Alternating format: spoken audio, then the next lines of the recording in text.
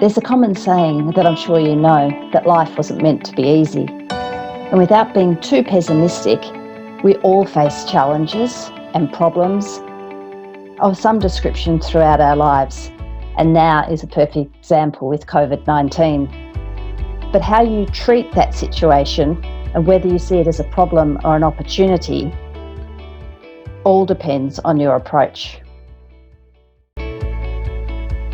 I'm Kerryn Powell and I'm the Network Catalyst and founder of Your Time Matters. I produced a book last year called 2 Ears, 1 Mouth and a Big Heart, Conversations to Amplify and Inspire. And throughout the book, I share various stories of people that I've met through my career journey and the stories that they've shared with me that have helped me keep a perspective on life, have taught me that anything is possible with a supportive network and that we all have the ability to move forward through tough times.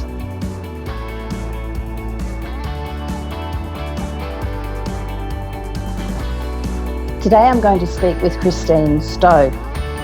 Christine is an author, a speaker, a winner of an International Stevie Award in business and a former local councillor. She's also the founder of Empowered Women in Business. Life was going well for Christine, from working in a forensic laboratory to moving into medical and laboratory sales, where she became the sales manager for the supply company and tripled their sales turnover. She then worked as a medical national technical advisor for a medical supplier and was flying all around the country until she found something was wrong with her daughter. She had to reinvent herself.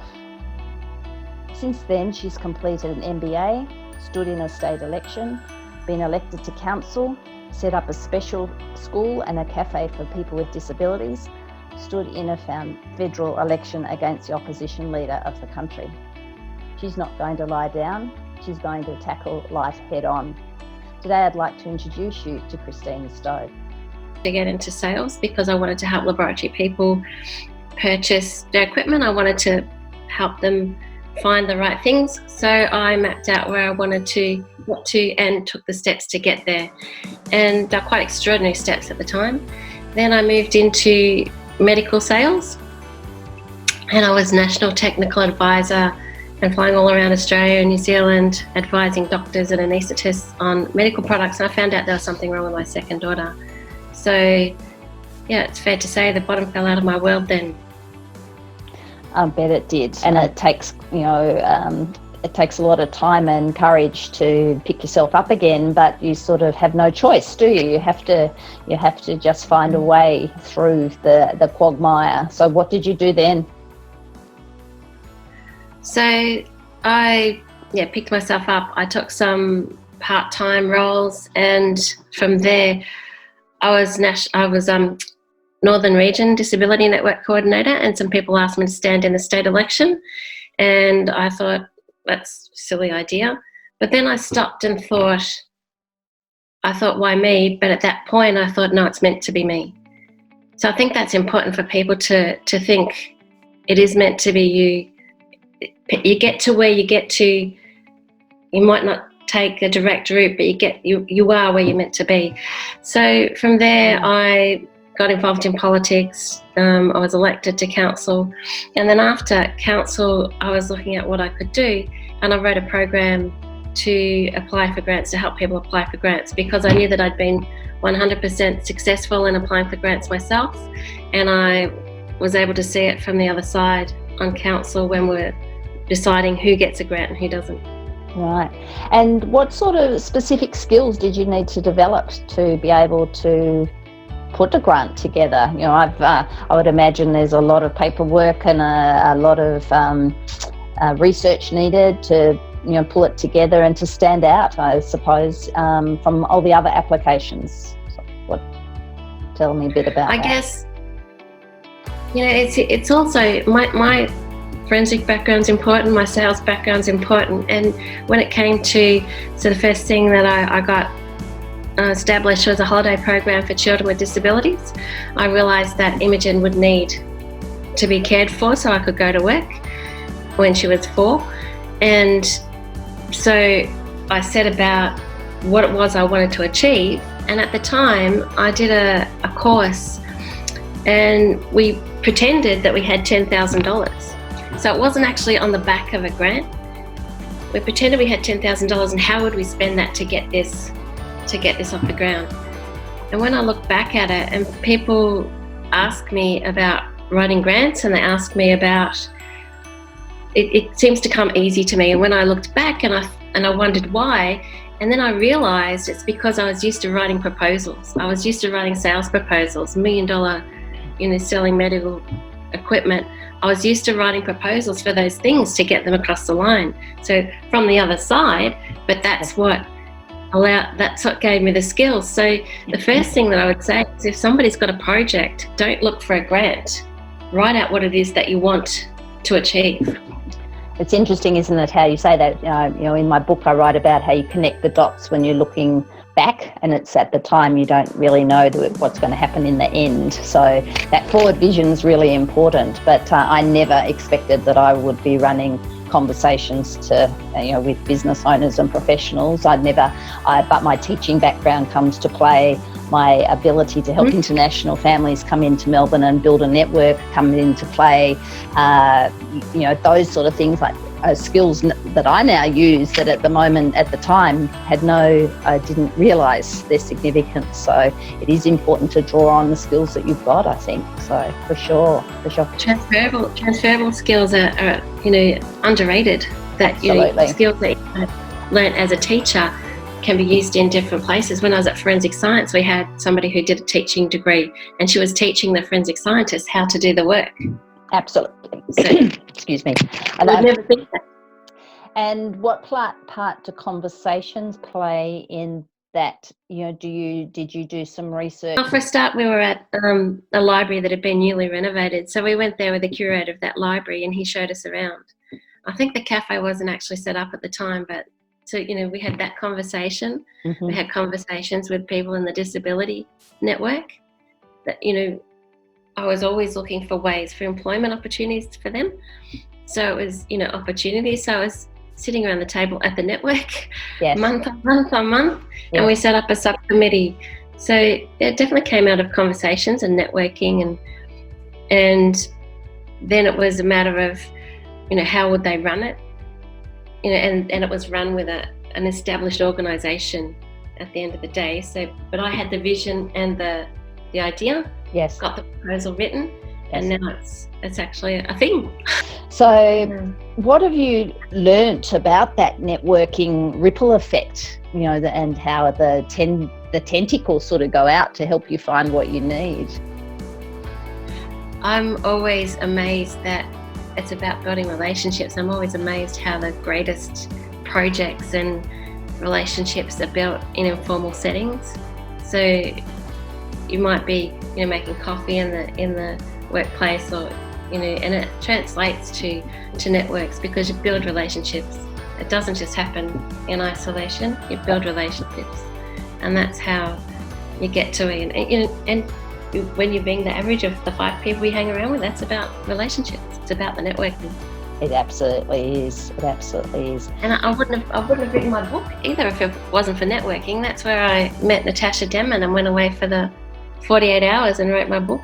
Right, for sure. And I noticed that it was Busy Bird Publishing, and I use them for my book as well. So, there are all these crossovers with people that we mutually know and know for different reasons. So that's really an interesting point as well. When you're helping someone with a grant, you're saying to start with the end in mind, and I think that's always a good thing, even with some sort of plan for life. At the end in mind is good, so like that roadmap where you're going. What would be the next steps that you think that they need to take? Well, one of the biggest things I would suggest is writing it down. People tell me that they've got a vision, and I think once you write it down, and I say that it puts form and function around your passion and purpose. So once you write it down, it's almost like you're telling the universe, or you've got a proposal, whatever it is. But if you write it down, and then once you have it in front of you, it becomes clearer how you're going to make that outcome happen. So there's a lot of value in writing it down. I wrote a couple of notes here. The other thing is to do your budget, and people often struggle with a budget. It's just a matter of putting down all the figures that, what you think you need to get it started.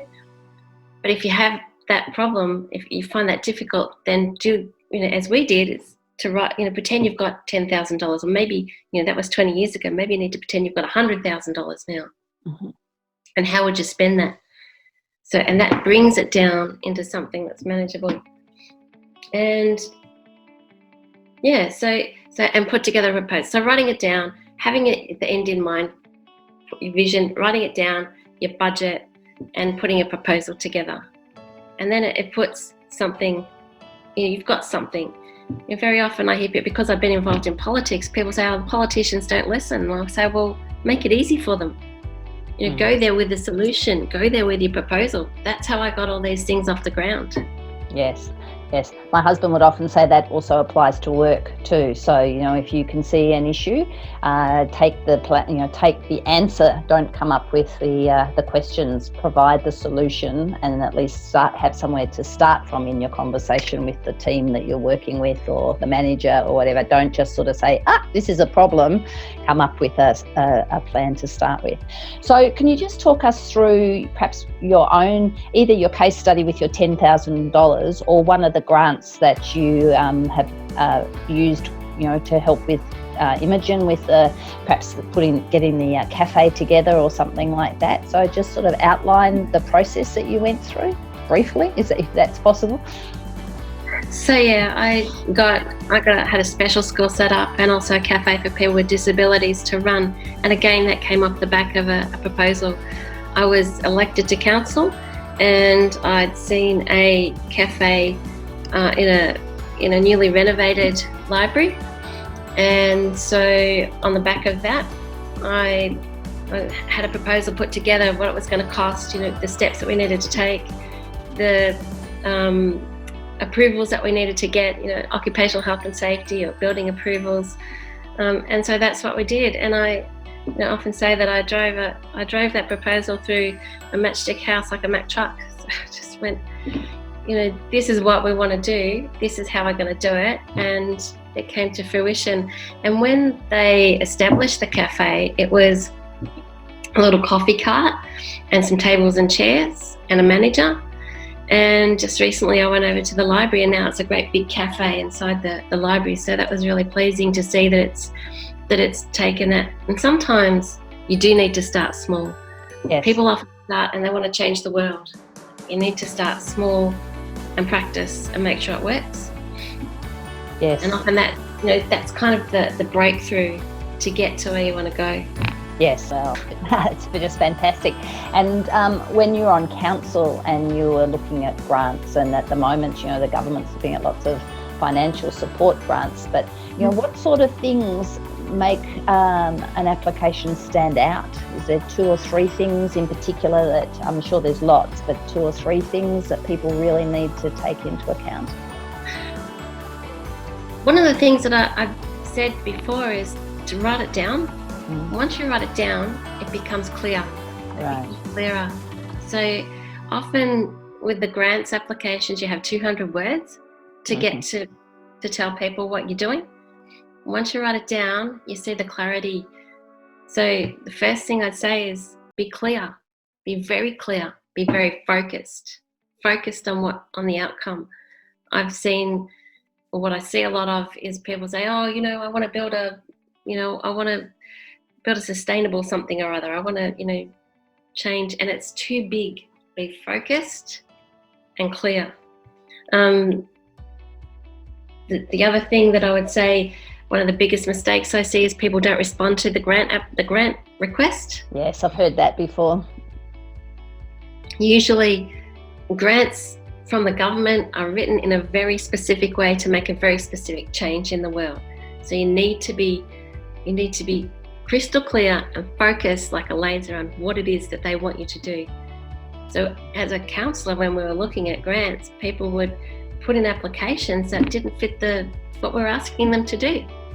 That you offer?